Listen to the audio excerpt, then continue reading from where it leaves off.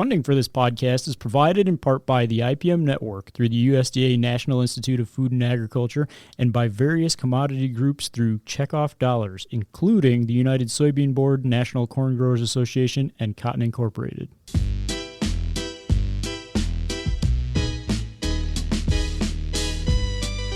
The I See Dead Plants podcast shares the stories of people and plants, pests and pathogens, and the conflicts among them. Join us as we speak to the folks who attempt to solve complex problems with plants through pest management research.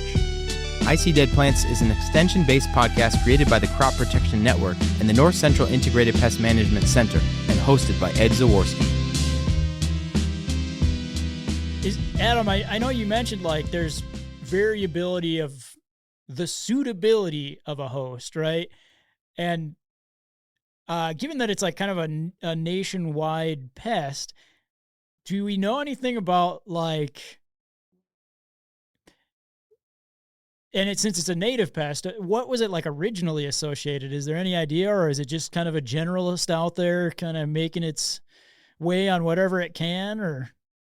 It seems like it was probably just in the Asteraceae family. So before we started production of soybean ramped up in the U.S. and reintroduced hybrids of sunflower, it probably was in the wild Helianthus species, and then the cockleburs, the ragweeds, and Gotcha. it's hard to say, if it was a really thriving insect back then, or if it was just an insect that survived in those hosts. But it seems like it's pretty adapted to those. But it for the most part, outside of the soybean, it seems like it's pretty restricted to Asteraceae. And there's been some work looking at it and looking at at different plants, and we haven't detected in every single Asteraceae, and we've at SDSU have been discussing looking, maybe we need to look at some of our other weedy hosts that could fit into that and see if we have it in those. But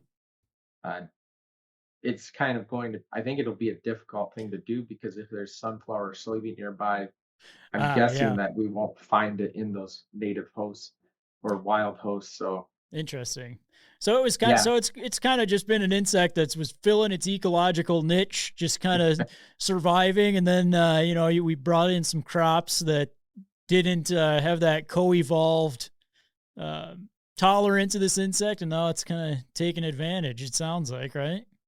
Yeah, that's a good way to look at it. And, it also is, I've been working on this for a few years now and looking through all the literature on it.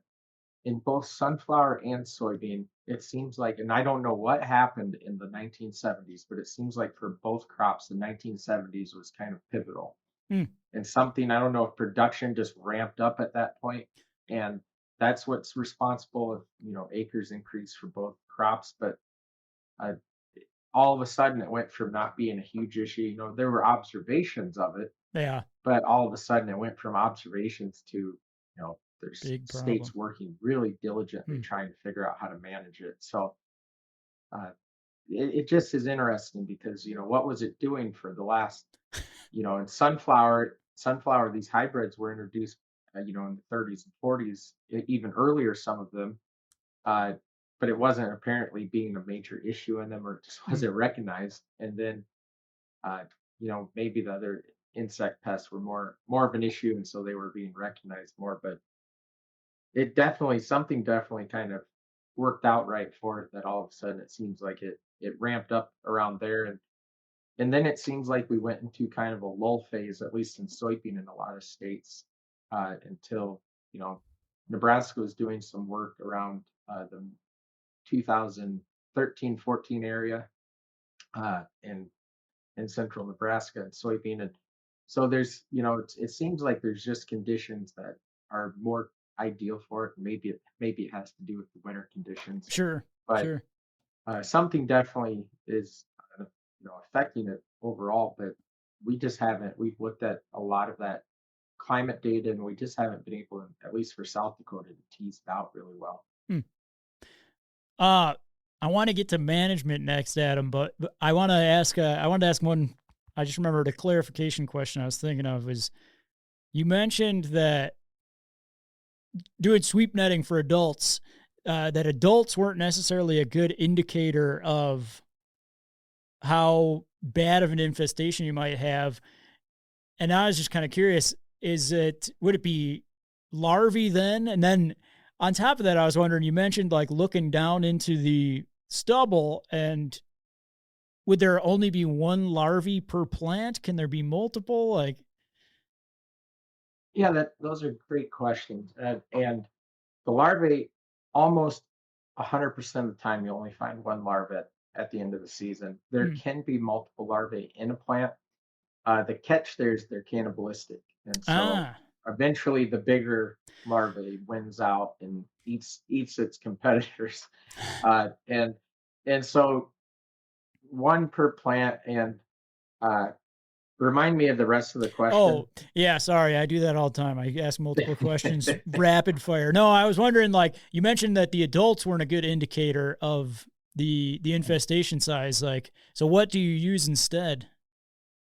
Or so yeah, that's where the Dectes stem borer gets kind of tricky, because we try to be really good proponents of integrated pest management using threshold-based management. And for Dectes stem borer, we haven't come up with a good solution for that. Gotcha. And so the research that tried to determine a threshold at the end concluded you can't do it, because you can have a lot of adults and not have a lot of infestation. You can have a few adults and have a lot of infestation. Interesting. And so what we tried here in South Dakota, and it worked. It looked like it worked in a couple, instances. And it also seemed like it was pretty specific to the insecticide we were using, but we used based on the emergence time. They don't all emerge. The adults don't all emerge at one time either. Also makes it more difficult. But we did timed applications in July, and there's been some evidence from literature that shows that you can get some effect from that. So we are kind of going the first to second week of July, somewhat weather dependent and stage dependent, but we were looking for the presence of an adult out in the field, and then looking for beans that were at the right stage they could actually infest.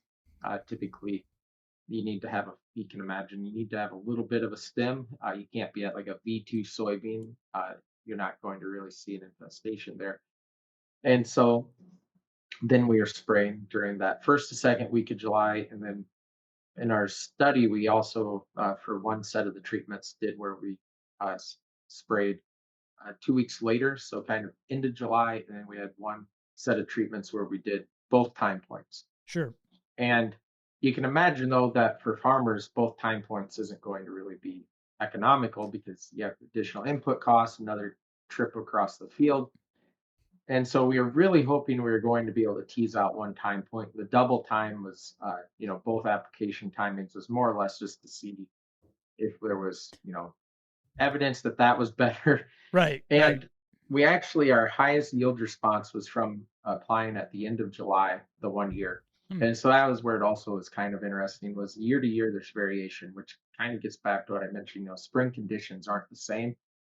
And so the timing insecticides is never really ideal, because if you look at the calendar and say I need to spray, you might not be at the right time. But so we did see some evidence that they can be managed with these timings.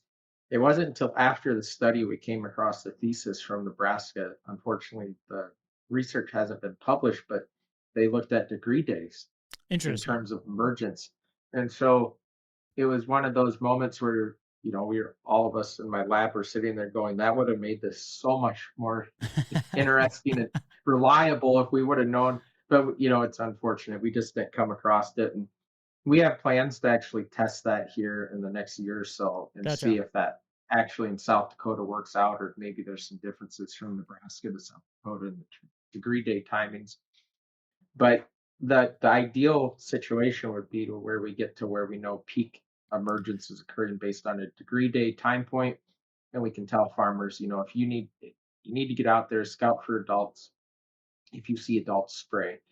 And so down the road, I'm hoping we can get a better system than that. But for now, that's kind of our best situation in terms of it. And there are only in South Dakota. I'm not sure about other states. In South Dakota, there are only 4 insecticide products that are Mm, labeled for Dectes stem worm gotcha. management in soybean.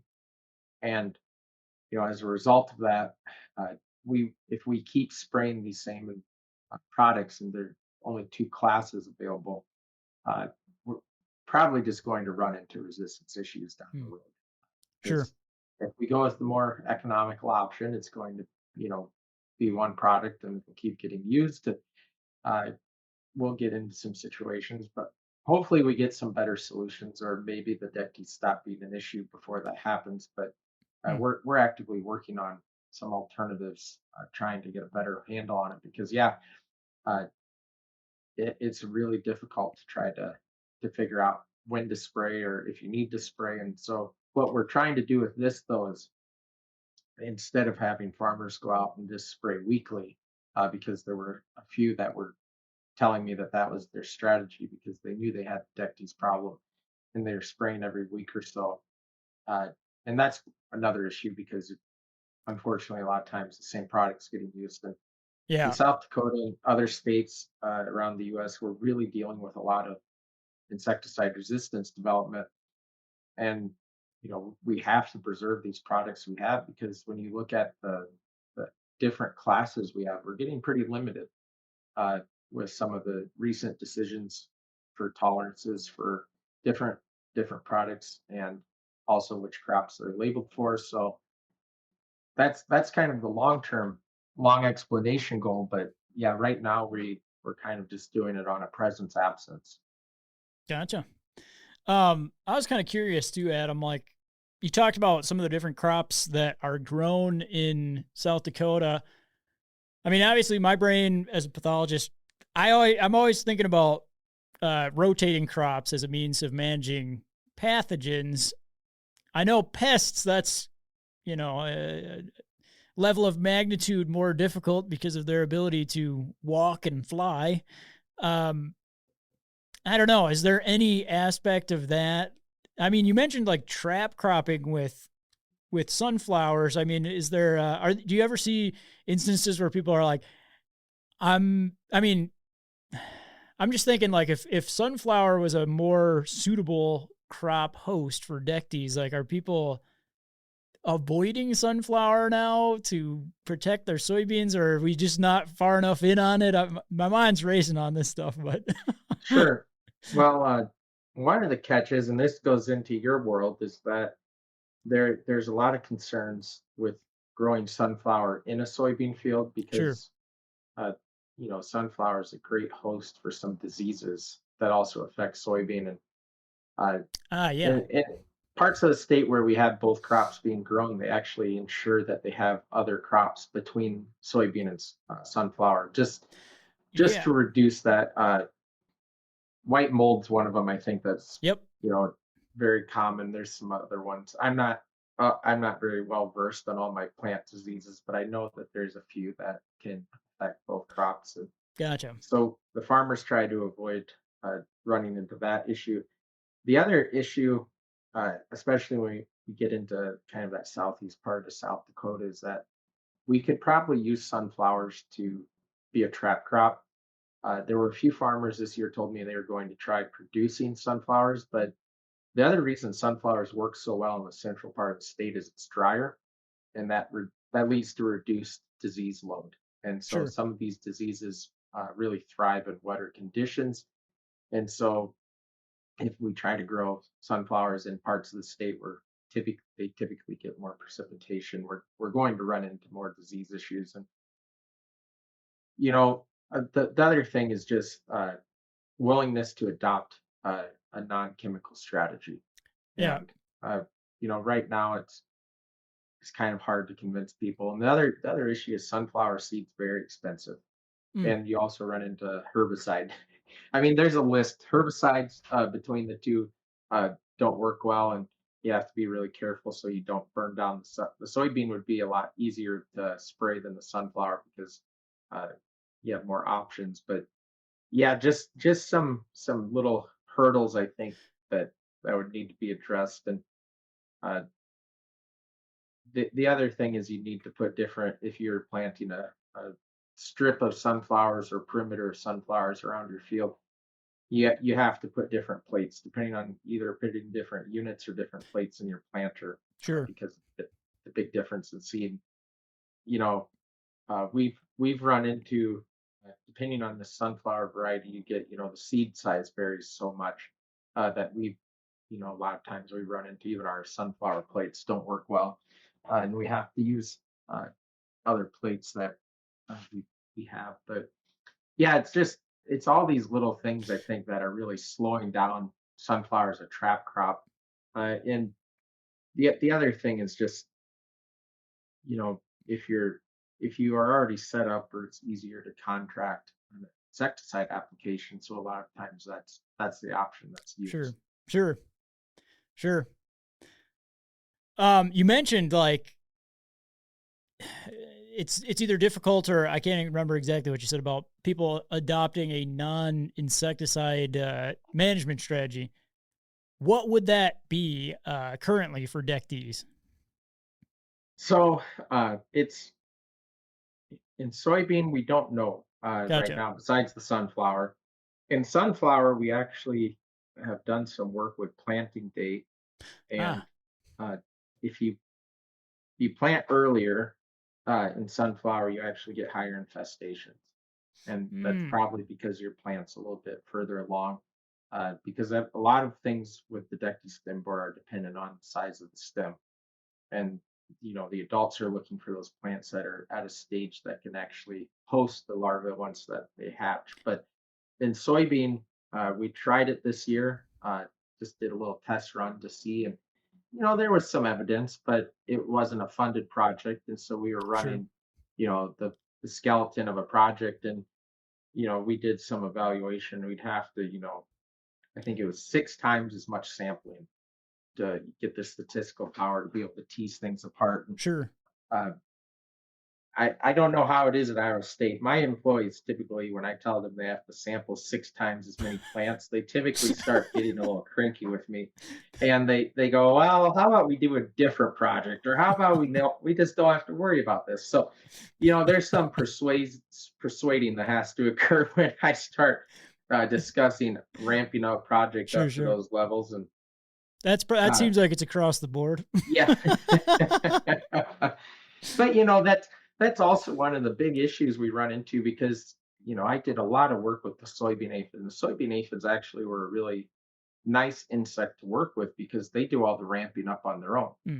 Because there's large populations typically when they are present, and you can count a lot on a plant, and you can typically find a lot of plants that are infested. But if an insect that there's one per plant, you're looking at proportions, and we sampled 10 plants per plot, for example, and we needed to be closer to 60 to 80. Yeah. And it's kind of a problem because then you're getting into this experimental design. If you're sampling 60 to 80 plants and you still want to get yield from a plot, you also have to probably have bigger plots. Because, yeah. I mean, our small plots that we use for research, 60, 80 plants out of the edge rows, you're doing a number almost. So yeah.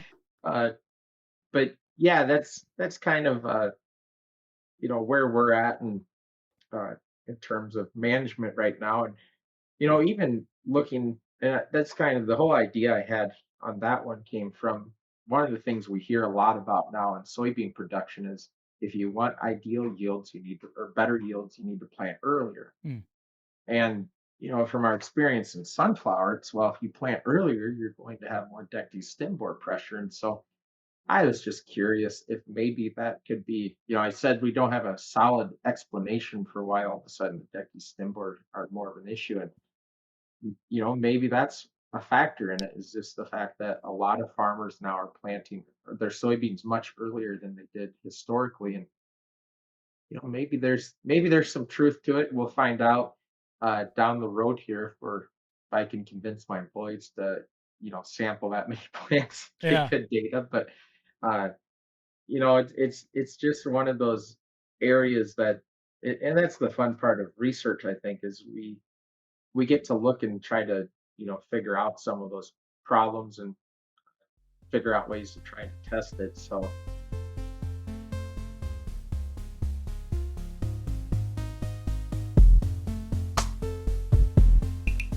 Are you wondering which fungicides to use for a particular corn, soybean, or wheat problem?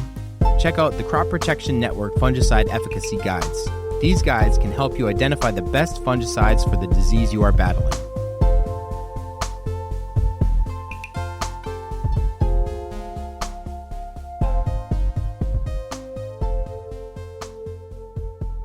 I just remembered one clarification question, Adam, because you mentioned gathering yield after potentially sampling a lot of your plants in a particular trial.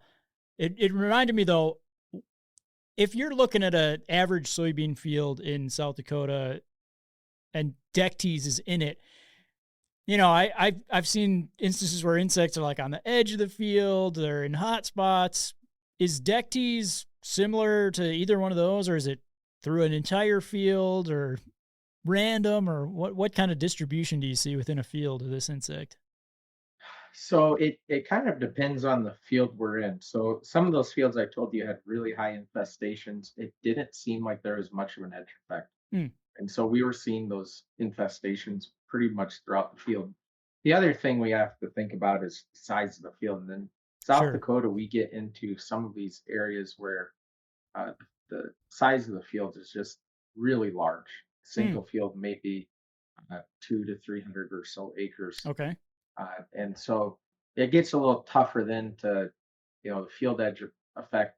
If you get all the way to the center, you walk pretty far. And so we typically sample, a quarter to a half mile in. And so, maybe we aren't going far enough into the center of the field, but it seems like a lot of the heaviest lodging still is more around the field edge, but that could also be, those are parts of the field that are going to catch the most wind a lot of times. Oh, yeah, they're open. So when we're out scouting, though, if we get called to a farmer field, we typically don't see much of an edge effect. In our own plots, we try to do a little bit larger plot size with the Dectes just because there's historically been some discussion of some edge effect possibilities. And what we've noticed is that we look at, for your listeners, we look at if the block in a study. So that's how much replication you have across the field for each treatment. And we look to see if that affects the treatment results. And with the Dectes stem borer, we haven't seen that it does. Gotcha. And most of the time it doesn't have an effect if it's the blocks at the edge of the field. What's interesting is a lot of times one block will be significant, but it can be in the center of the project. It's just where it was kind of a hot spot. And so the infestation will be a little bit higher. We don't know from the few studies we've done if, it doesn't seem like there's any factor that's drawing those insects, the adults, to that one spot. If it's maybe just they're kind of like they're flying with a little bit of intent, but not a lot of control, and they just kind of land interesting where they can, or that maybe those beans were just a little further along for one reason or another. But it doesn't seem like we see too much though of an explanation for that. These really heavy infestations that we've seen in farmer fields, we can walk along and there's typically more plants than not are infested. And that's one of the nice things, is that not every plant will lodge. So you might have yield loss across the field, but the big issue is if they lodge, because then you run into harvest difficulties. And with beans, if the beans are flat, sometimes you just can't pick those up with the combine. And so that's where we're, I think, still fortunate. And for other states, hopefully that's a good indicator that maybe the lodging, some of our varieties maybe are just a little bit more built up to resist that for other reasons. I don't know for sure, but it seems like if you look at the historical discussions on it versus what we've been seeing, we don't have quite as much of an issue. So, and I know Darren Mueller and I have talked about beans that have the stay green effect, and actually for Dectes stem borer, that would be great. Interesting. Listens to this, he'll laugh because that's not ideal. Farmers hate when the beans don't ripen and mature and dry down. But for Dectes, if the stem's green, they're not going to do the girdling. So interesting. So yeah, just one of those things. We've talked a lot about it in sunflower, and some research was even done in sunflower to look at ways to inhibit the stems from drying down as fast, because that keeps the Dectes from causing the girdling and the lodging. But one of the things I haven't brought up is in sunflower, we have a really easy solution for Dectes stem borer to reduce their impact. And that's we can just cut the seeding rate down. Oh, And so by doing so, we get a stem that's typically it's about 1.5 inches in diameter. yeah. Uh, they can't girdle around that because they can only girdle out about Oh, a 1/2 inch from the center. yeah. But in soybean, uh, we've discussed if there's, I don't know what kind of soybean we'd have to grow, but we know the larvae are a little bit smaller in soybean. But if maybe there's some sweet spot where we could get where they can't feed through. But so far we've looked at that, and it actually might be the reverse concept, where maybe in soybean we need to have smaller stems with a higher population, Hmm. because then it's just not as nutritious and Oh, close interesting. for them. So yeah, it's kind of interesting how so much of this insect varies from host to host, which I guess makes sense. The hosts are different, a lot different size and structure, and how everything works on them. But uh, just some interesting tidbits that we've learned about it. Yeah. It sounds like a really interesting one to have moving forward, and that transitions me into my first wrap up question here at the end, Adam. Like, I mean, I know you mentioned some of your future research projects, but what are you looking at in the future with this thing? That's a great question, and you know, I think one of the big ones that we're going to continue with is that project I mentioned, just looking at the difference in planting dates, and uh, because that's one of those, I hate to call it low hanging fruit, but that's something if we can address that and find that if we can simply have farmers plant a week or two later, and that'll affect the level of infestation. It's something that is, from experience in sunflower, it's going to be met with a lot of resistance because, and I understand, I grew up on a farm. You want to get your crops in when the weather's right, and there's some guy at a university is telling you, you need Yeah. to wait a week, and the forecast looks like, well, if I wait a week, it's going to be 3 weeks before I get in. Not real popular on in terms of that, but uh, some of the other stuff we're going to continue looking at different options for management. So we're continuing some, we call them efficacy studies, where we just go out and spray different products, see if anything else looks like it might have some potential. We probably won't be getting any special registration for that right now because we do still have products that work. But we've been bitten enough by a few other pests in Mm, terms of resistance development, that instead of waiting until resistance has developed, we're more interested now in kind of getting the a lot of times if we need something else to get an emergency exemption label or special registration, you need data to prove that it works. And so why wait? Let's get that now, and then we can show that these products could work. If fingers crossed we don't get resistance, but that's kind of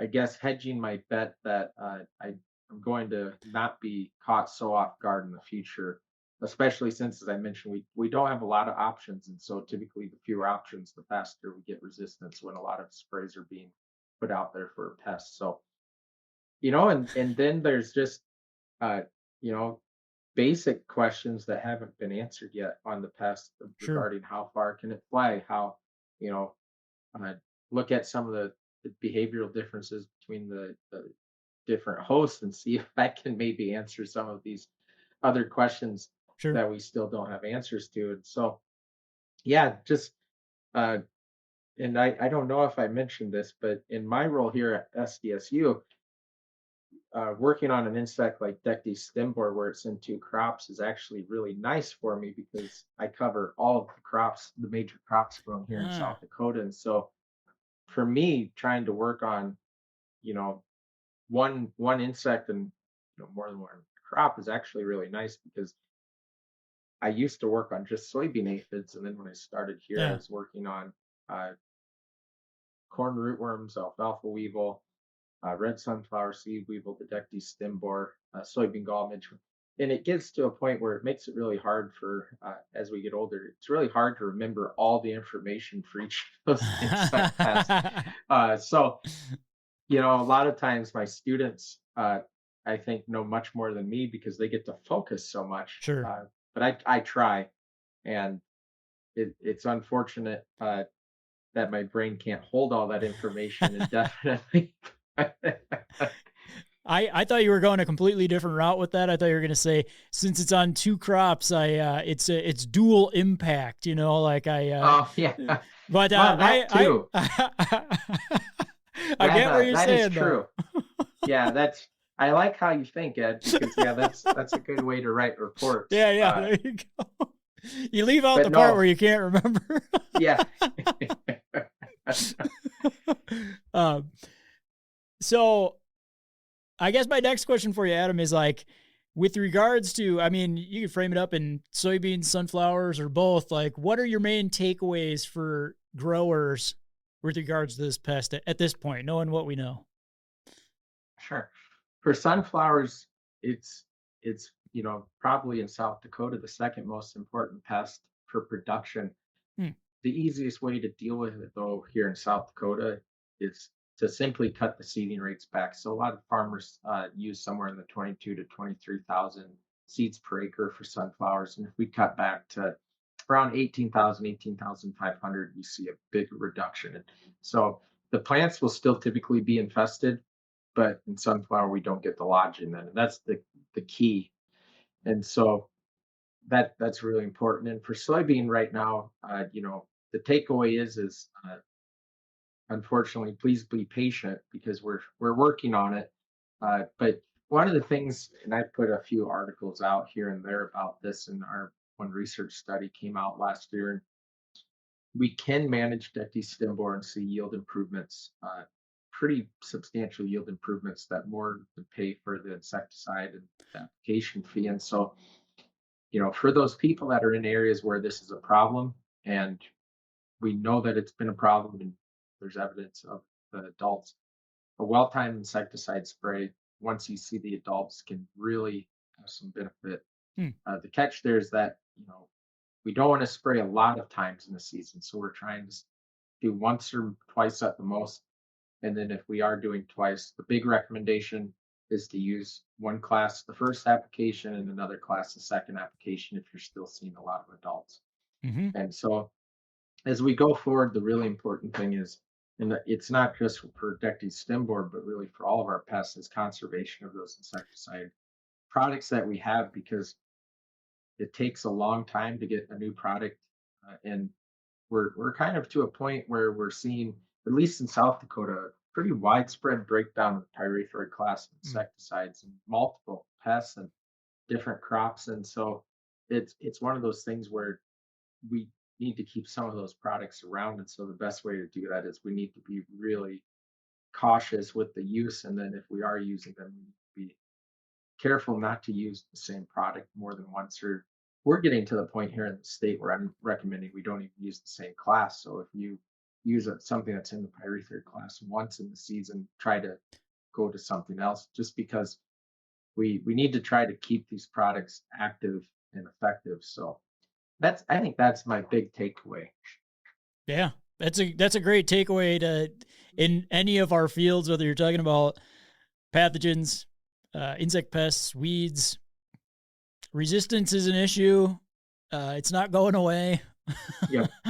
So, Adam, my last one for you is, what's something that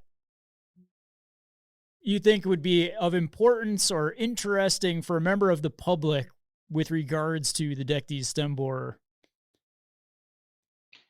Well, that's a good question. I'm pretty sure they can chirp, so they actually can make kind of a chirp noise. Yeah. And I haven't actually heard it. It might be that, my ears can't hear that frequency anymore.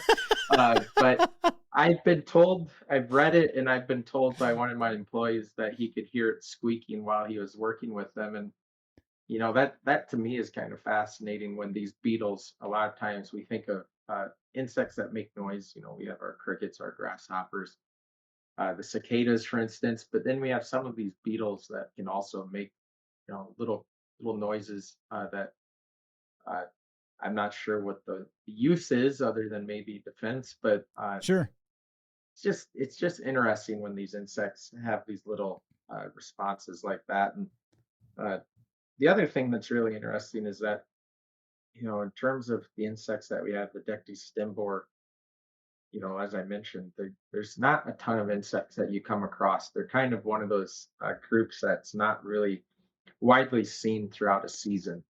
And in terms of the longhorn beetles, the beetles with really long antennae, and so the Dectes stem borer are actually a pretty common insect in that order, and in that family. And so something just to look for, and this isn't for all the public, but for those 4-H students and people that are trying to put insect collections together. It's really easy to find taxonomic unit for your collection. Just go to a soybean field in the right area and swing a sweep net, and there you go. So there you go. If you are in an insect taxonomy class and you have to build a collection, go swing a sweep net in a soybean field. Yep, exactly. That you'd be able to take care of a lot of different insects really quickly. Well, Adam, with that, I've asked you all the questions I wanted to ask, so I like to leave time here at the end for you to make any acknowledgments, point people to any resources that you might have for Dectes stem borer. So you got the floor here. Sure. Well, I'd like to thank South Dakota Soybean Research and Promotion Council. They funded the Dectes research that we conducted in soybean during 2023 and 2024, and very supportive of our efforts to try to learn more about this pest and how to manage it. And then thank the South Dakota Oilseeds for sponsoring and funding the work that we did in sunflower with it. And so those funding agencies in South Dakota State University Extension have been really fundamental in helping us get this work done. And if you go to South Dakota State University Extension and type in Dectes stem borer, you'll be able to find a lot of different articles, fact sheet, and I think there's a couple fact sheets we put up now on the pest, whether it's in soybean or sunflower, and kind of get some information on it. And hopefully we get some more papers published on it here soon. But that takes a little bit longer. We have the advantage with extension that we can produce materials a little bit faster with that. So. Sure. But yeah, I think that's everything, Ed. Well, Adam, I got to thank you. Without people like yourself allowing me to bug you, so to speak. You had a pretty good pun earlier, so I had to throw it. I liked when you said that you didn't want to let insecticide resistance bite you. But anyway, no, I got to thank you, Adam, and folks like yourself for coming on the show and doing this. I wouldn't be able to do it without you guys. So with that, folks listening, I hope you learned a lot from Adam about Dectes. Go swing a sweep net in a soybean field and find in my mind, a really cool looking insect. So thanks for listening, folks. We'll see you next time. I See Dead Plants bridges the gap between plant science research and the impact it has on our daily lives. It is brought to you by the Crop Protection Network and the North Central Integrated Pest Management Center, which are both partially supported by the USDA National Institute of Food and Agriculture. For more information on today's topic or other pest management issues, check out our show notes, cropprotectionnetwork.org or ncipmc.org. Remember, this information is for entertainment purposes only. The statements made in this podcast should be interpreted within the limited context of the particular topics being discussed. Contact your state extension program for local information on pest management. For the full non-discrimination statement or for accommodation inquiries, go to cropprotectionnetwork.org/about. Music written and recorded by fellow plant pathologist Sean Toporek. Thank you for listening to I See Dead Plants.